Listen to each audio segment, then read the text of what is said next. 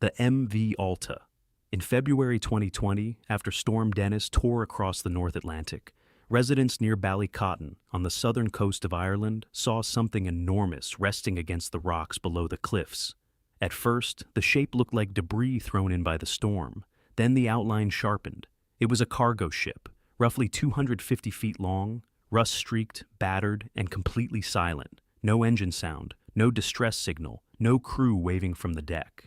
The vessel had arrived like a corpse carried by the sea, yet the name on the hull was still readable: MV Alta.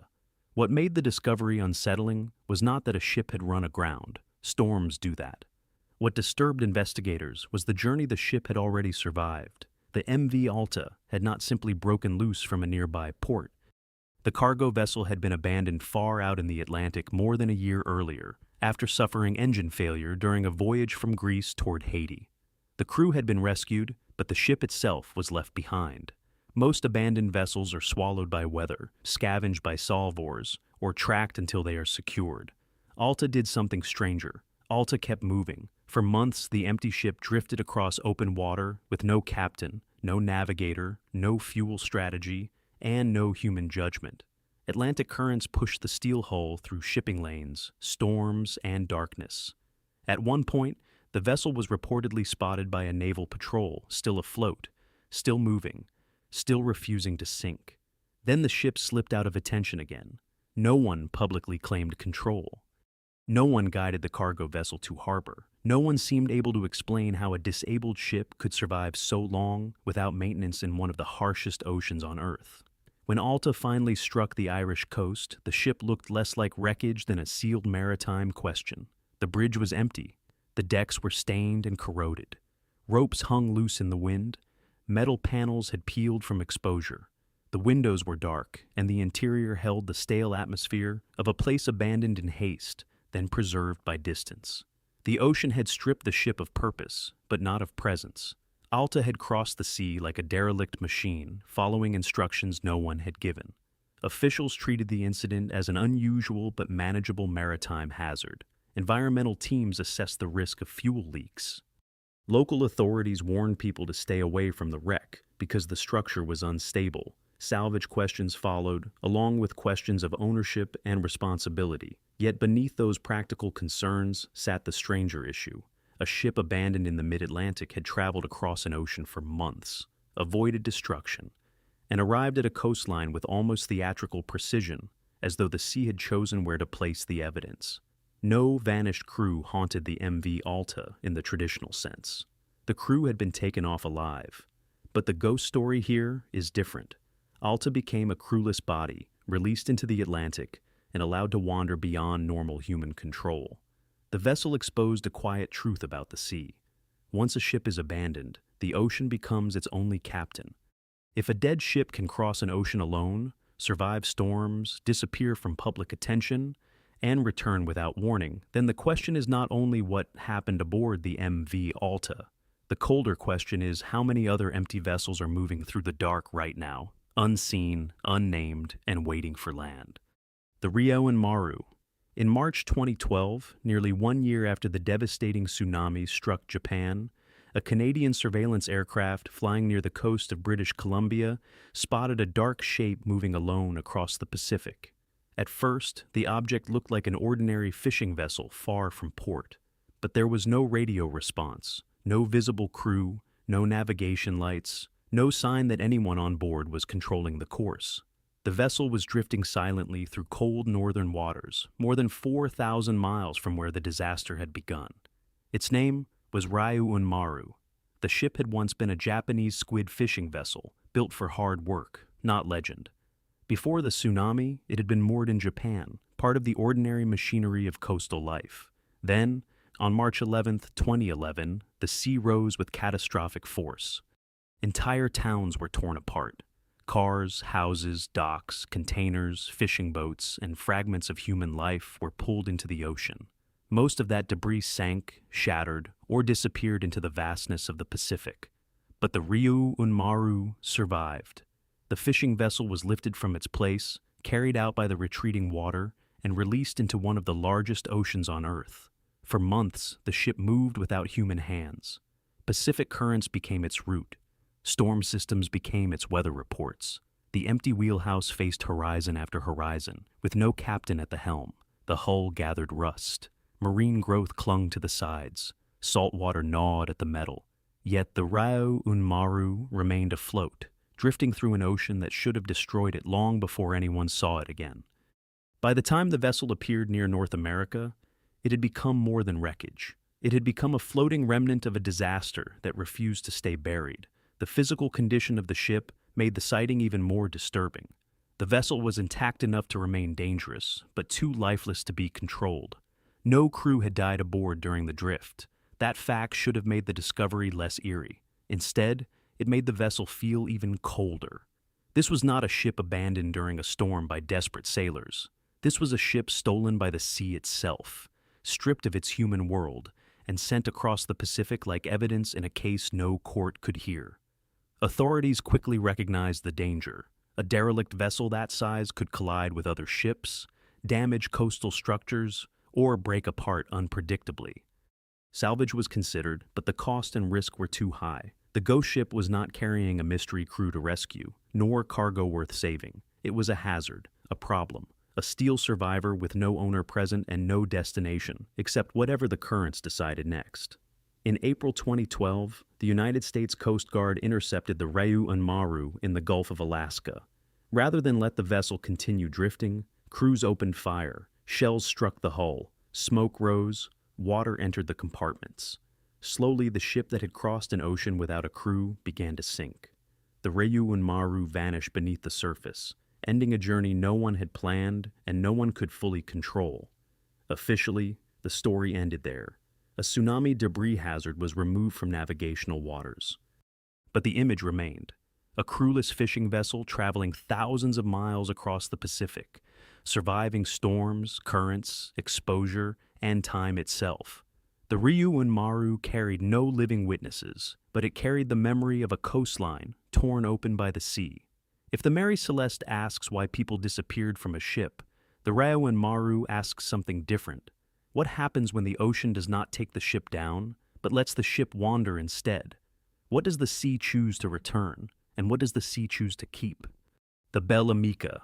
In August 2006, off the coast of Sardinia near Punta Volpe, Italian Coast Guard officers spotted a strange vessel drifting dangerously close to rocks and shallow water. The coastline was known for luxury villas, private yachts, and wealthy visitors, not for abandoned ships appearing without warning. From a distance, the vessel looked elegant, almost theatrical, a classic twin-masted schooner moving without control under the Mediterranean sun. There was no visible crew on deck, no emergency flag, no radio call, no one answering from the cabin. The yacht seemed to have entered the world fully formed, silent, polished, and empty. When the Coast Guard boarded the vessel, the unease deepened. The ship was not wrecked. The hull was in good condition.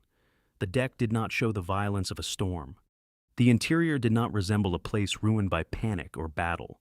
Instead, the scene felt interrupted. A meal had been left unfinished. Clothing remained aboard. French maps of North African waters lay inside the cabin. A flag of Luxembourg was found among the items. Yet there were no registration papers, no clear ownership documents, and no crew to explain why a valuable yacht had been left to drift toward the rocks. The only obvious identity was a wooden plaque bearing the name Bel Amica. Even that detail raised questions. The name appeared awkward in Italian, almost like a misspelling of Bel Amica, meaning beautiful friend. It was not enough to establish a clean history. Initial checks reportedly failed to connect the yacht to standard shipping registers. No matching vessel was immediately confirmed as missing or stolen. That absence turned the schooner into something more disturbing than an abandoned luxury craft. It became a vessel without a clean paper trail, discovered in perfect condition, carrying the traces of recent human presence but none of the humans themselves. Investigators had to consider practical explanations first. The yacht may have been intentionally abandoned. The owner may have left the vessel anchored and expected to return. The lack of proper registration could point toward tax avoidance, legal concealment, or simple bureaucratic evasion. Later reports suggested that an owner from Luxembourg was identified, and that the abandonment may not have involved death or supernatural disappearance. But this did not erase the unsettling nature of the original discovery. It only shifted the question from where the crew had gone to why the yacht had been left in such a vulnerable state with so little documentation. The authorities handled the event as a maritime and legal matter. The yacht was taken under control. Police and Coast Guard officials investigated ownership, registration, and possible wrongdoing. Once a human explanation began to appear, public interest faded. Yet the first boarding report remained the part that lingered in memory. A valuable schooner, found near one of the most exclusive coastlines in the Mediterranean. No crew aboard, no visible struggle, no clean identity, and an interior that felt as if people had stepped away only moments before the sea took over. Bel Amica is not the darkest ghost ship in maritime history. No confirmed massacre hides inside the record. No final distress message survives. No vanished family is known to have disappeared beneath the waves. But the yacht belongs in this list because the scene itself was too precise, too strange, too cinematic. The empty meal, the foreign maps, the missing papers, the polished vessel drifting toward destruction without anyone attempting to stop it. Some ghost ships terrify because no one knows why the crew vanished. Bel Amica unsettles for a different reason. The Mediterranean briefly returned a ship that looked less lost than abandoned by design. And sometimes, the most disturbing mystery is not a vessel with no explanation, but a vessel whose explanation arrives too late to remove the silence left on board. The Jian Seng.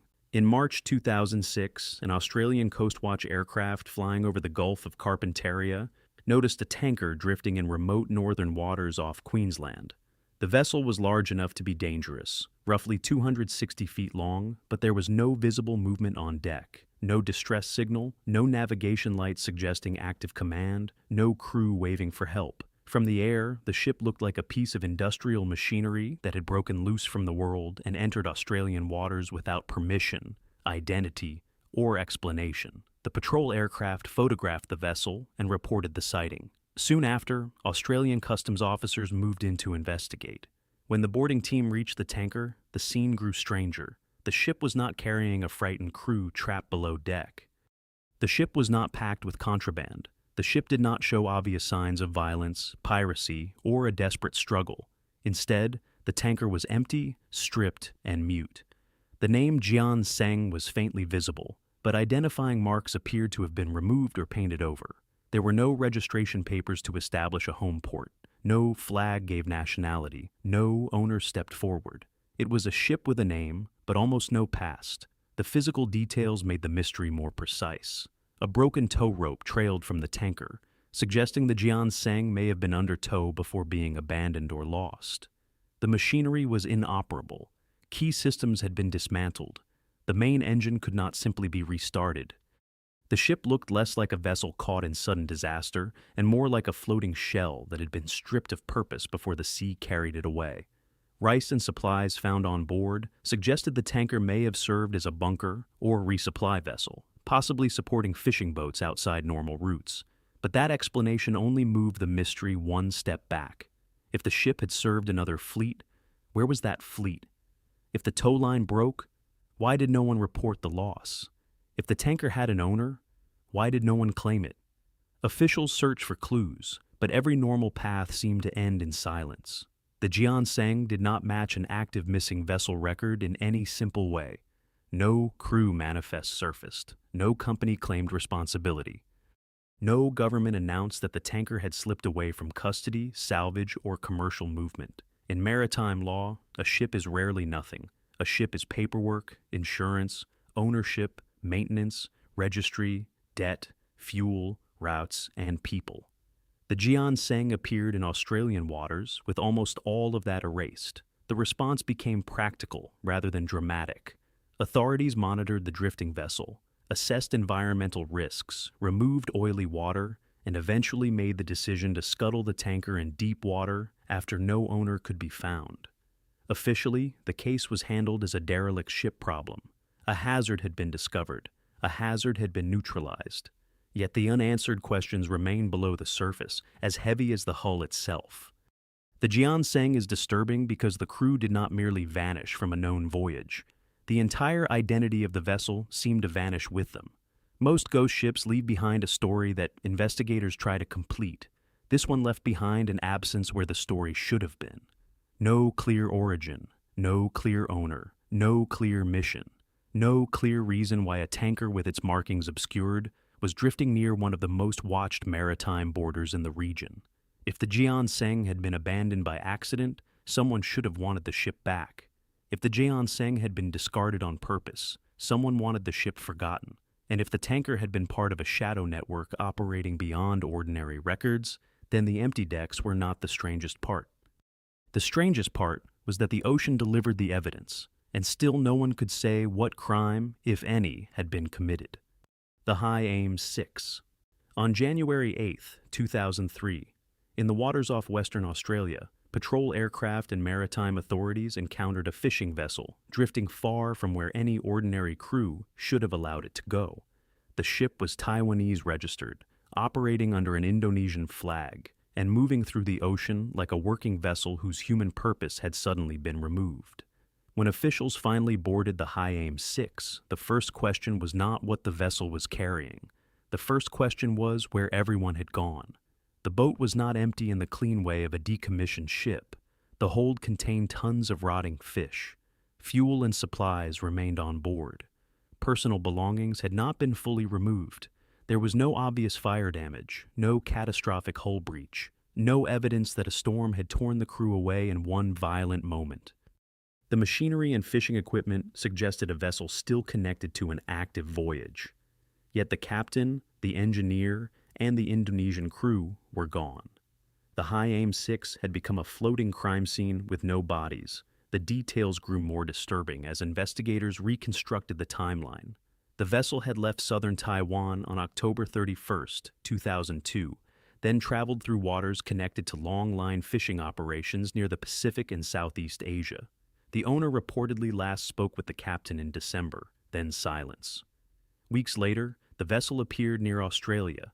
No distress call explained abandonment. No radio message described piracy, mutiny, medical emergency, or mechanical failure. When the vessel was found, investigators could not immediately determine whether the men had fled, been taken, or gone overboard. At first, some suspected illegal migration or smuggling. That theory weakened when the cargo hold revealed ordinary fishing activity rather than concealed passengers. Others looked toward piracy, a real threat in the waters north of Australia during that period. But piracy usually leaves patterns: stolen equipment, stripped electronics, missing fuel, damage, ransom trails, or witnesses. The High Aim 6 offered a colder pattern. Valuable traces of the voyage remained. The men did not. Then came the clue that shifted the case from maritime disappearance to possible murder. Phone records suggested that calls were being made from Indonesia using the missing engineer's cell phone after the ship had already been discovered. Indonesian authorities eventually located one crewman, and according to reports, the man claimed that the captain and chief engineer had been killed by members of the crew. But even that confession did not close the case. The exact motive remained unclear. The sequence of events remained incomplete. The fate of the other crewmen was difficult to fully establish. A confession can answer one question while opening several darker ones. What happened on the High Aim 6 during those missing weeks? Was there a mutiny over wages, fear, command, exhaustion, or something never recorded? Were the captain and engineer murdered at sea, then thrown into waters wide enough to erase all evidence? Did the rest of the crew flee through Indonesia, scattering before investigators could assemble the full truth? Or did the official explanation only describe the final human act aboard a vessel already filled with tension no document had captured? The High Aim 6 does not fit the romantic image of a ghost ship. There are no antique sails, no Victorian legends, no vanished family at a breakfast table. The High Aim 6 is harsher, industrial, modern, stained by labor, distance, and the brutal isolation of commercial fishing. That makes the silence on board more frightening. This was not a ship from myth. This was a workplace at sea, and every person on that workplace disappeared. When authorities searched thousands of nautical miles and found no trace of the missing men, the ocean had already done what the ocean does best. The ocean had removed the witnesses. The ship remained, heavy with fish, fuel, and unanswered violence.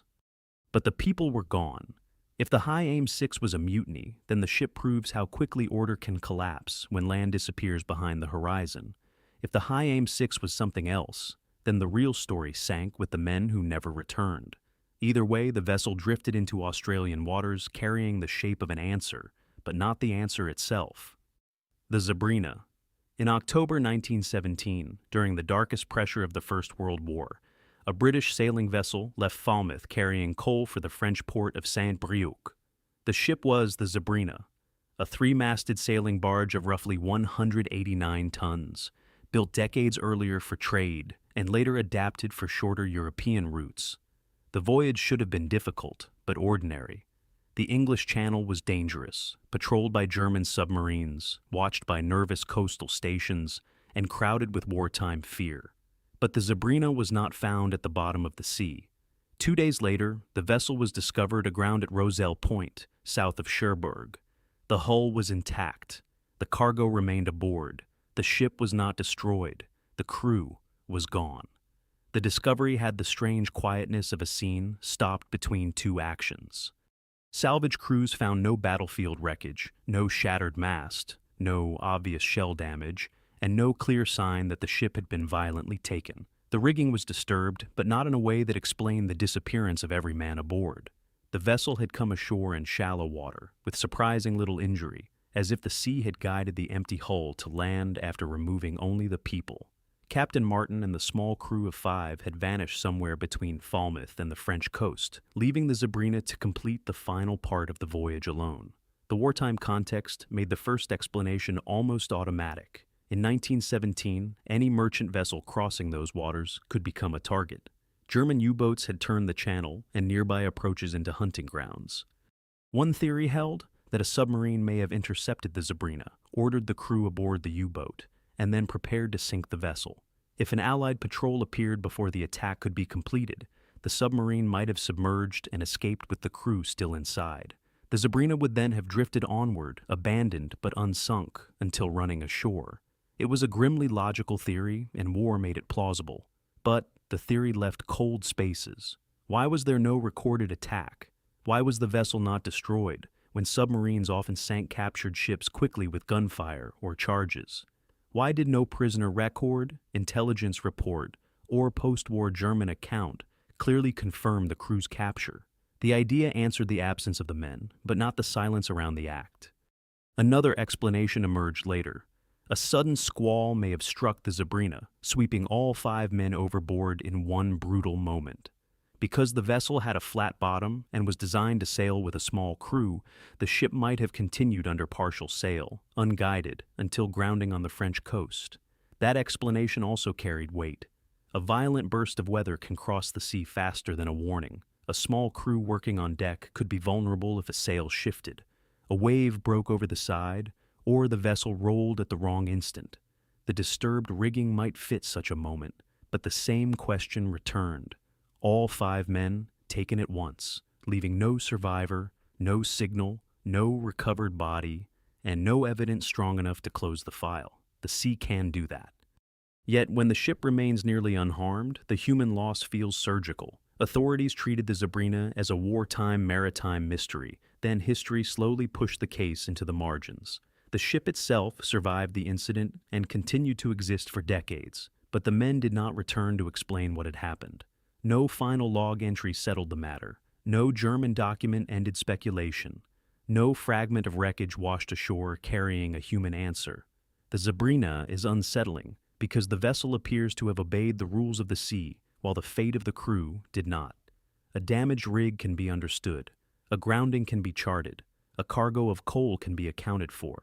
But 5 men disappearing from a functioning ship in 2 days, during a war where both nature and enemy action were equally capable of erasing witnesses, leaves no clean solution. If the crew was taken by a submarine, then the Zebrina was spared by interruption. If the crew was taken by weather, then the sea removed the men and allowed the ship to sail on without them. Either way, the vessel reached shore as a message without a sender. The Zebrina did not sink. The Zebrina did not burn.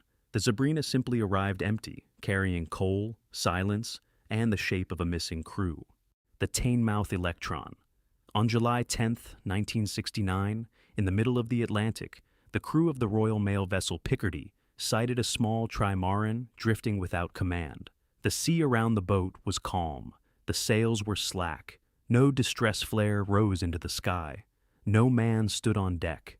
The vessel was only about 40 feet long, a fragile-looking craft compared with the emptiness surrounding it, yet the name was unmistakable: Teignmouth Electron. The boat belonged to Donald Crowhurst, a British amateur sailor competing in the Sunday Times Golden Globe race, the first solo non-stop race around the world. But Crowhurst was not aboard. The discovery immediately felt wrong. A solo sailor can fall overboard. A storm can tear a man from a deck. A damaged boat can become impossible to control. But the Teignmouth Electron did not look like the aftermath of a violent sinking. The boat was still afloat. The emergency life raft was reportedly unused. Personal papers, logbooks, tapes, and navigational notes remained inside. Crowhurst had not vanished from an exploded wreck or a shattered hull. He had vanished from a vessel that still held the written architecture of his mind. The race itself had trapped him long before the Atlantic did. Crowhurst was not an experienced ocean racer on the level of the strongest competitors. His trimaran was innovative, but rushed, unproven, and plagued by technical issues. Before departure, pressure had already closed around him. Money, sponsorship, reputation, and public expectation pushed the voyage forward. Turning back could mean ruin. Continuing could mean death. Somewhere in the Atlantic, Crowhurst appears to have chosen a third path. He began reporting false positions, making the world believe he was progressing around the globe while he remained in the Atlantic, waiting for the race to circle back toward him. The recovered logs revealed a split reality. One record followed the real movements of the Teignmouth Electron. Another appeared to support the false voyage. This was not a simple lie scribbled once and forgotten. It was a constructed alternate ocean, built out of coordinates, radio messages, timing, and fear. As weeks became months, the deception grew harder to escape. Every reported position tightened the trap. The more Crowhurst survived, the less room remained for truth. Then the writings changed. The later papers found aboard moved beyond navigation. They became philosophical, fragmented, and increasingly detached from ordinary logic. Crowhurst wrote about time, existence, judgment, and the nature of reality itself. The sea had become more than a physical isolation. It had become a chamber where one man argued with his own mind while thousands of miles of water erased every external witness. By the final entries, the Teignmouth Electron was no longer just a boat. The trimaran had become a floating confession. Authorities and journalists reconstructed the story after the boat was found. The public learned that Crowhurst had never completed the circumnavigation he had claimed through his position reports. The case became a media sensation, then a tragedy, then a warning. There was no body. No final eyewitness. No definitive moment of death. The prevailing conclusion was that Crowhurst, overwhelmed by deception, failure, and mental collapse, stepped off the boat into the Atlantic. But the sea allowed no courtroom certainty. The ocean kept the final act for itself. The Teignmouth Electron is different from other ghost ships because the missing crew was only one man. Yet the emptiness aboard may be more disturbing for that reason. There were no pirates to blame, no vanished group to spread responsibility, no storm strong enough to make the answer simple. There was only a small boat, two versions of a voyage, and a man caught between them. When the Picardy found the Teignmouth Electron, the vessel had not just lost its skipper. The vessel had carried back evidence of a mind breaking under the pressure of an impossible performance. Some ghost ships are emptied by waves. Some are emptied by violence. This one may have been emptied by shame, silence, and the terrible mathematics of a lie that could no longer reach shore. If the Teignmouth Electron asks one question, the question is not where Donald Crowhurst went. The deeper question is what the ocean does to a man when the only witness left is himself. The Kaz II. On April 20th, 2007, off the northeastern coast of Australia, maritime authorities boarded a small catamaran drifting near the Great Barrier Reef. The vessel was not wrecked. The vessel was not burning. The vessel was not sending a desperate final signal into the air. The engine was still running. The radio worked. The GPS worked. Food and flatware were laid out inside, as if the men aboard had only stepped away for a moment. But there was no answer from the deck, no movement in the cabin, and no one in the water. The boat was the Kaz II. Its three-man crew had vanished. The missing men were Derek Batten, Peter Tunstead, and James Tunstead, three friends from Western Australia. Their plan was ambitious but ordinary enough: sail from Airlie Beach toward Townsville, then continue around northern Australia toward home. The Kaz II was a 32-foot catamaran, not a massive ship built to cross violent oceans, but a manageable coastal vessel for men who believed the voyage was within reach. They had supplies, functioning equipment, and a route through waters that many sailors travel safely. Yet somewhere between departure and discovery, the boat crossed from adventure into one of Australia's most unsettling maritime mysteries. The scene on board was what made the case feel impossible. The emergency systems had not failed. The radio was functional. The GPS was functional. Life jackets were still on board. A small boat remained hoisted at the stern. The anchor was up. Personal items had not been scattered in a violent struggle. There were no obvious bloodstains, no signs of intrusion, no evidence that pirates or criminals had stormed the vessel. One sail was badly shredded, and the boat was drifting, but the interior looked disturbingly normal. That normality became the horror. A ghost ship covered in wreckage offers a story. Kaz II offered a pause. Investigators later recovered video footage filmed by the men before they disappeared. The footage showed ordinary moments that became chilling only after the fact. One man at the helm, another fishing near the stern, a rope trailing behind the boat, choppy water, fenders hanging over the sides, no life jackets being worn, no obvious panic, no sign that the next movement would be fatal. The camera swept across the surrounding islands and sea, unintentionally preserving the last known atmosphere aboard the boat. It was not a final confession. It was a holiday image turning into evidence. The official theory formed around a sudden accident. One man may have entered the water, perhaps to free a fishing line or deal with something near the stern. A second man may have attempted a rescue. Then the third may have followed, leaving no one at the controls. With the engine running or the sails catching wind, the Kaz II could have drifted away faster than the men could swim back. In open water, even a short distance can become a death sentence. No life jackets, no ladder within reach. No one left aboard to turn the boat around. The explanation was simple, brutal, and possible. But possible is not the same as closed. The bodies were never found. The exact sequence could not be proven. The clean interior, the meal setting, the working equipment, and the absence of any final distress call continued to trouble those who looked closely. The Kaz II became known as Australia's ghost yacht because the scene felt less like a disaster and more like a vanishing act performed in daylight. There is no need to invent monsters for this case. The most terrifying explanation may be the ordinary one. Three men entered the water for a reason too small to seem dangerous, and within seconds, the boat became unreachable. The ocean did not need a storm. The ocean did not need violence. The ocean only needed one mistake. The Kaz II kept moving after the men were gone, carrying their food, their belongings, their working instruments, and the silence of the moment no camera captured.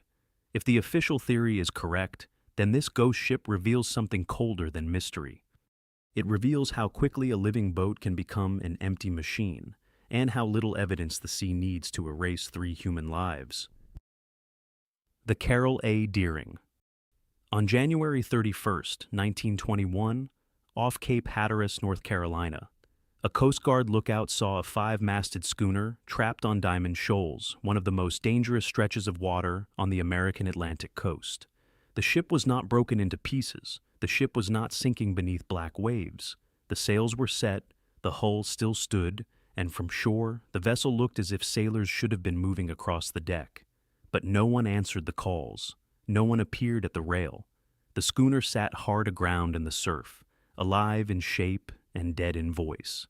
Her name was Carroll A. Deering. The location alone made the discovery ominous.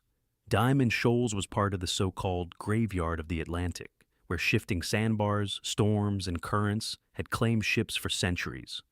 A grounding there was not unusual. What was unusual was the condition of the vessel and the absence of every human being aboard. When rough seas finally allowed boarding parties to reach the wreck days later, they found a scene that resisted a simple explanation. Food appeared to have been prepared. The galley did not look abandoned for weeks. The ship's cats were reportedly still aboard, hungry but alive, yet the captain, officers, and crew had vanished. The missing items sharpened the mystery. The lifeboats were gone. The ship's papers were gone. Navigational instruments were gone. Personal effects and important records appeared to have been removed or disturbed. The wheel was damaged. The steering gear was compromised. Some cabins looked unusually disordered. These were not the clean traces of a routine evacuation. They suggested urgency, confusion, or someone deliberately stripping the ship of its identifying memory before leaving. The Deering had been returning north after a voyage connected to coal trade with Brazil. Earlier in the journey, the original captain had fallen ill and been replaced by Captain Willis Wormel, an experienced mariner, but reportedly a man who did not easily win affection from all aboard. There were later stories of tension among the crew, especially involving the first mate. Before the final grounding, the ship passed the Cape Lookout lightship on January 29th. A man who did not appear to be an officer shouted that the ship had lost both anchors. That message was strange enough. Stranger still, the vessel continued toward danger. From there, the facts fractured into theories. One possibility was mutiny. If discipline had collapsed, the crew may have seized the vessel, removed the captain, and fled in the lifeboats. But where did the men go? No confirmed landing party appeared. No crewmen gave testimony. No bodies settled the matter. Another possibility was piracy or smuggling, fueled by rumors of suspicious vessels operating along the coast.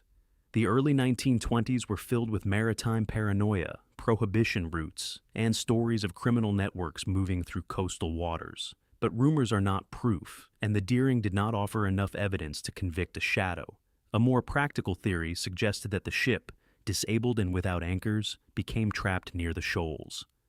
The crew may have abandoned the vessel in lifeboats, hoping to reach another ship or shore. If so, the sea erased them completely. Yet the timing still unsettles the record. Why abandon a large schooner before rescue became impossible? Why take the papers and instruments? Why was no distress signal preserved in a way that could explain the decision? Why did a man other than the captain shout from the ship at Cape Lookout? The investigation grew wide enough to draw federal attention. Multiple departments examined the case. Newspapers turned the empty schooner into a national obsession.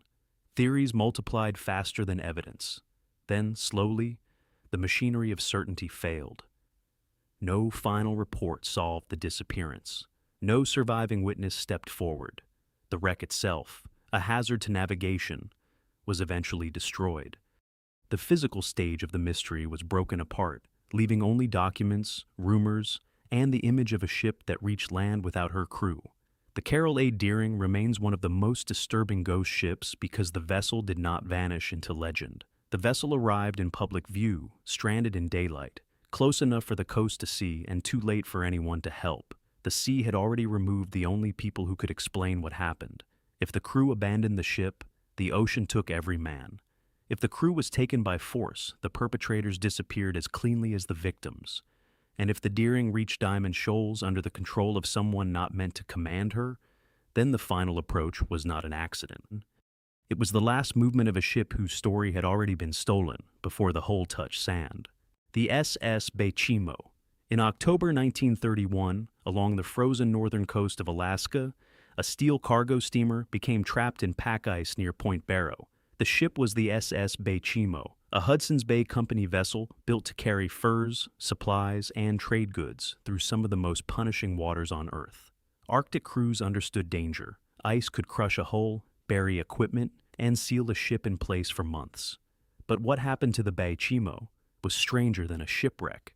The ice did not destroy the vessel. The Arctic took control of it. The Baychimo was roughly 230 feet long, with a dark steel hull strong enough for northern service. The ship had crossed cold routes before, moving between isolated settlements where survival depended on supplies arriving through narrow seasonal windows. When the ice closed around the vessel in 1931, the crew initially waited for conditions to change. Then the situation worsened. Temperatures fell, pressure increased, the ship became locked in place. Some crew members were evacuated, while others stayed nearby in a temporary camp, expecting to return once the ice released the hull. They believed the Baychimo was trapped, not lost. Then a blizzard struck. Visibility collapsed. Wind screamed across the ice. Snow erased landmarks and swallowed the horizon. When the weather finally cleared, the crew looked toward the place where the Baychimo had been held. The ship was gone. At first, many assumed the vessel had broken apart and sunk beneath the ice. In the Arctic, that would not have been surprising. A trapped ship can vanish quickly when pressure splits the hull, or when ice movement opens and closes water beneath it. But days later, the Baychimo was sighted again, drifting miles away. The ship had not sunk. The ship had escaped. The crew reached the vessel again and removed more cargo, but the ship was judged unlikely to survive the winter. The company eventually abandoned the Baychimo to the ice, believing the Arctic would finish what the storm had begun. That decision should have ended the story. Instead, it began the legend. The Baychimo did not die. The abandoned steamer continued to drift through Arctic waters, appearing and disappearing over the years like a moving relic trapped between weather, ice, and memory. Hunters, traders, and coastal observers reported sightings across decades.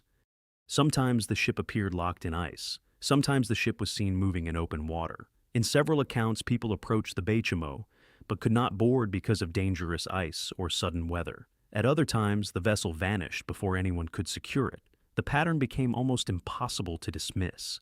A ship abandoned in 1931 was still being seen long after most derelicts would have been crushed, sunk, or stripped apart. The official explanation is simple in outline. The Baychimo was a tough vessel drifting through ice fields, carried by currents and frozen into moving pack ice. The Arctic can preserve what warmer oceans destroy. Steel can survive in cold water longer than expected. A derelict ship can move unpredictably when ice acts as both prison and engine.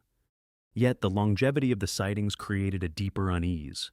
The Baychimo seemed less like wreckage than a survivor with no crew, no orders, and no destination. No single disappearance of a crew defines the Baychimo. Its crew escaped. That should make the story less disturbing. But the emptiness of the vessel became its own mystery. The ship outlived human command. It continued after abandonment. It crossed seasons without a captain and returned in fragments of testimony, always somewhere else, always just beyond recovery. The last widely cited sightings came decades after the original abandonment.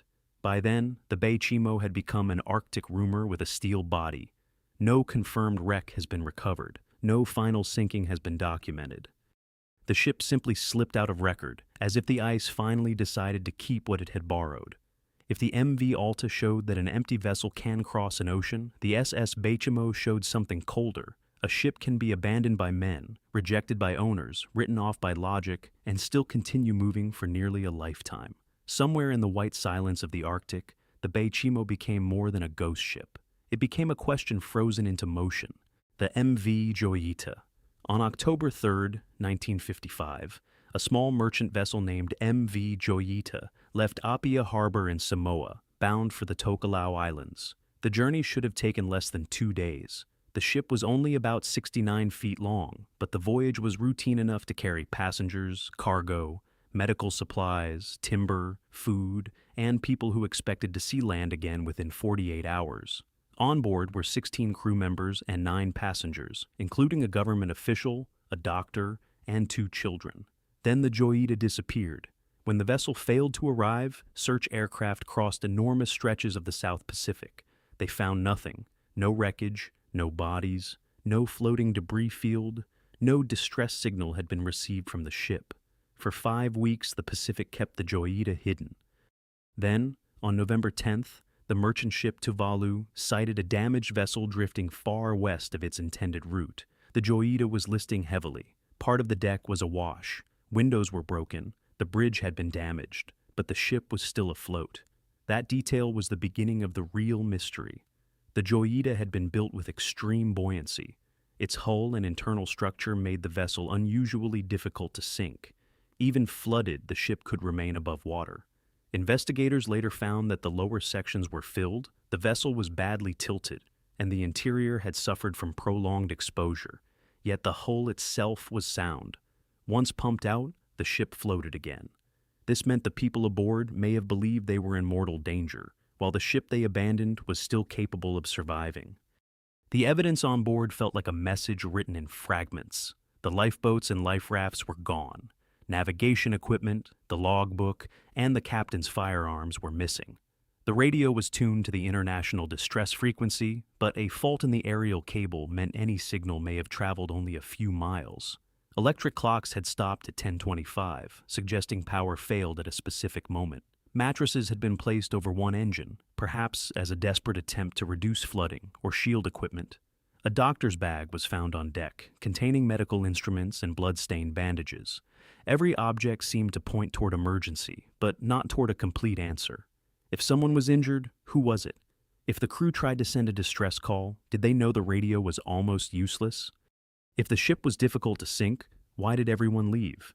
And if they abandoned the Joyita in rafts, why were no survivors, no raft fragments, and no remains ever found? The official inquiry could not fully explain the fate of those on board. Mechanical failure, flooding, poor maintenance, and fear may have combined into a fatal decision. A corroded pipe may have allowed water into the vessel. Pumps may have failed or clogged. In darkness, with the ship listing, passengers panicking, and no rescue response, the crew may have decided the Joyita was doomed, but the cruelest possibility is that the ship was never truly doomed. The people may have left the safest object in the ocean and entered the one place that would not forgive them. Other theories followed: mutiny, piracy, smuggling. Violence on board, a medical emergency that spiraled into chaos. Some focused on the missing cargo, others focused on the blood-stained bandages, but none could recover the missing 25. The MV Joyita remains one of the most haunting ghost ships because the vessel did not sink with its secrets. The vessel returned, damaged but alive, carrying enough evidence to prove something terrible happened, but not enough to prove what it was. If the Joyita was abandoned by mistake, then fear killed everyone before the sea could kill the ship. If the Joyita was abandoned because of something worse, then the ocean erased the crime with perfect patience. Either way, the South Pacific gave the ship back and kept the people. The Mary Celeste. On December 4th, 1872, in the cold emptiness of the Atlantic near the Azores, the crew of the British brig Dei Gratia sighted another vessel moving strangely across the water. The ship was under partial sail, but no hands adjusted the rigging. The course was erratic. The deck appeared empty. Through spyglasses, the sailors saw no distress flag, no bodies, no frantic movement from the rail. The vessel was the Mary Celeste, an American brigantine that had left New York bound for Genoa with a cargo of industrial alcohol. She should have been alive with work, voices, and command. Instead, she drifted like a ship whose soul had been removed. When the boarding party crossed onto the Mary Celeste, they entered one of the most famous maritime mysteries in history. The ship was not destroyed. The hull was seaworthy. The cargo remained mostly intact. Food and water were still aboard. Personal belongings had not been looted. The captain's valuables were still present.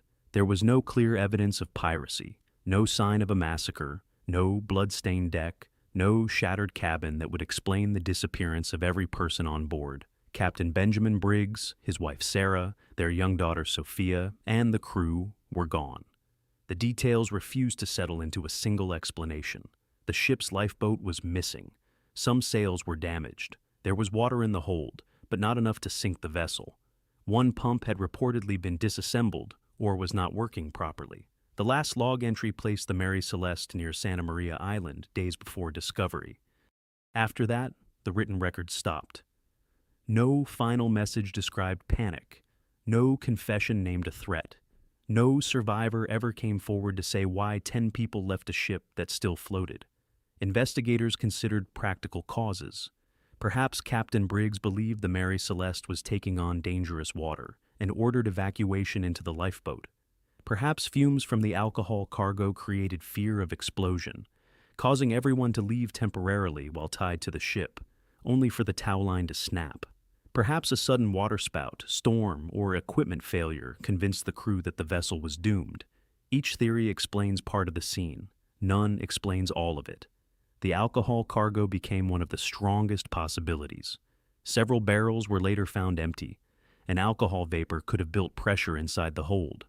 If fumes escaped, the crew may have feared an imminent blast. In that moment, abandoning the ship into the lifeboat may have seemed rational. But no explosion came. The Mary Celeste survived. If the lifeboat separated, the people inside would have been left in open ocean, watching their own ship drift away. still intact, still carrying food, shelter, and safety beyond reach. Suspicion also fell on the Dei Gratia crew because salvage rights could bring financial reward. But formal hearings found no convincing proof of murder or fraud. The men who found the ship were questioned, doubted, and examined, yet no evidence placed them at the center of a crime. The Mary Celeste entered legal records, newspaper columns, and maritime folklore, but the missing people remained beyond recovery. Over time, exaggerations attached themselves to the case. Stories claimed meals were found still warm, pipes still smoking, and cups still full. Those details belong more to legend than evidence. The real mystery does not need them. The truth is colder. A seaworthy vessel was found abandoned in the Atlantic. The lifeboat was gone. The people were gone. The reason was gone. The Mary Celeste became the ghost ship by which all others are measured because the scene is almost perfect in its restraint. Nothing too dramatic, nothing too theatrical, just enough disorder to prove fear existed, and just enough order to make that fear difficult to understand. If the crew left because they believed death was coming, then they fled from a danger that never fully arrived. If they were forced off, no trace of the force remained. And if the ocean itself created the illusion of disaster long enough to empty the ship, then the Mary Celeste is not merely a mystery of disappearance. It is a warning that at sea, survival can look exactly like doom until the moment it is too late to return. Conclusion. These 12 ghost ships reveal a disturbing pattern across more than a century of maritime history. The ocean does not always destroy the evidence. Sometimes the ocean returns the vessel and removes only the people. That is what makes these stories so difficult to dismiss. A sinking can be understood. A wreck can be mapped. But an intact ship drifting without a crew creates a colder question. Why did human beings abandon the one structure most likely to keep them alive? Across these parts, the pattern repeats in different forms. Lifeboats vanish. Radios fail at the wrong moment. Logs stop before the most important entry. Meals remain unfinished. Cargo stays on board. Engines keep running. Sails stay raised. A ship continues moving after every voice aboard has gone silent. Investigators can suggest storms, panic, mutiny, piracy, mechanical failure, or fatal misjudgment. Sometimes those answers are reasonable. Sometimes they are almost enough. But almost is the word that keeps these files open. The real terror is not that the sea is mysterious. The real terror is that the sea is selective. The sea can leave steel, wood, cargo, maps, food, and instruments behind, while erasing the one thing needed to solve the mystery: testimony. Each of these vessels became a floating witness with no language. The MV Joyita returned without 25 people. The Carroll A reached shore without her crew. The Mary Celeste remained seaworthy after everyone aboard chose, or was forced, to leave. The question is not whether ghost ships exist. The question is why the sea keeps returning the empty ships, but never the final answer.